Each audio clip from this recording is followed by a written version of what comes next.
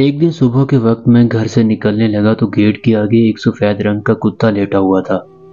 میں نے پاؤں زمین پر مارا کہ وہ ڈر کے بھاگ جائے، پر تب غور کیا اس کی ایک ٹانگ خون سے لت پت تھی، جیسے کسی نے اینٹ یا پتھر مارا ہو۔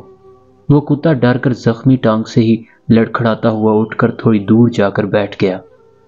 میں نے غور سے اس کی شکل دیکھی تو محسوس ہوا جیسے وہ تکلیف میں روتا رہا ہو، آنسوؤں کے نشان باقی تھے۔ مجھے ترس آ گیا اور جس کام سے نکلا تھا وہ بھول کر میں اندر گیا اور کچن سے تھوڑا دودھ اور رات کی پڑی ہوئی روٹی لایا۔ برتن میں دودھ ڈالا اور روٹی کے ٹکڑے کر کے اس دودھ میں ڈال کر کتے کے آگے رکھ دیا۔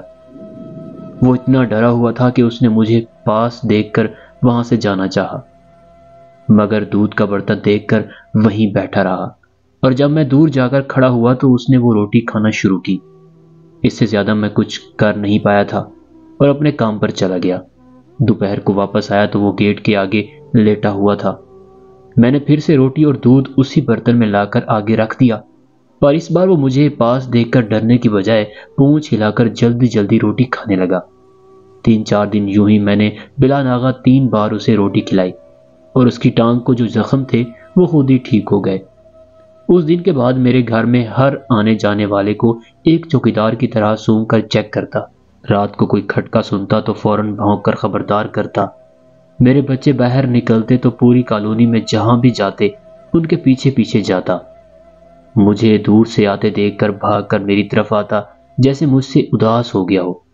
گرمیوں کی دوپہر تھی، میں سو رہا تھا کہ اچانک کتے نے بہت عجیب طریقے سے بھونکنا شروع کیا۔ آج تک وہ ایسے کبھی نہیں بھونکا تھا۔ یوں محسوس ہو رہا تھا جیسے وہ کسی کو کاٹنے لگا ہے۔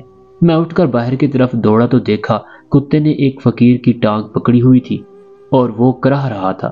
میں بھاگ کر اس کے پاس گیا اور مجھے دیکھ کر بھی کتا اس کو چھوڑ نہیں رہا تھا، یہاں تک کہ میں نے ایک چھڑی لے کر کتے کو مارا، تب جا کر اس نے چھوڑا اور فقیر کے پاس جو ایک بوری پڑی تھی اس کے قریب جا کر اس کو منہ سے کھولنے لگا اور زور زور سے بھونکنے لگا۔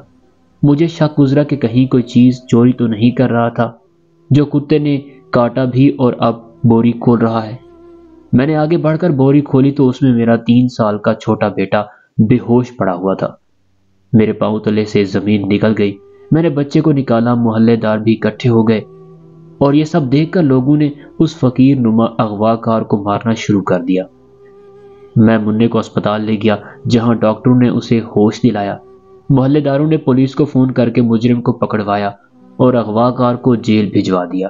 اس دن میں ڈر گیا کہ پہلے دن اس کتے کو زخمی دیکھ کر میں اسے الٹا بھگا دیتا تو آج میرے بچے کو کون بچاتا۔ آپ سے یہ شیئر کرنے کا مقصد اتنا سا ہے کہ نیکی ایک کتے پر بھی کر دو تو وہ آپ کی جان اور مال کا پہرے دار بن جاتا ہے، تو کتے سے لاکھ درجے بہتر یعنی اشرف المخلوقات انسان پر نیکی کرو تو وہ کتے سے بھی کم عزت کیوں دیتا ہے۔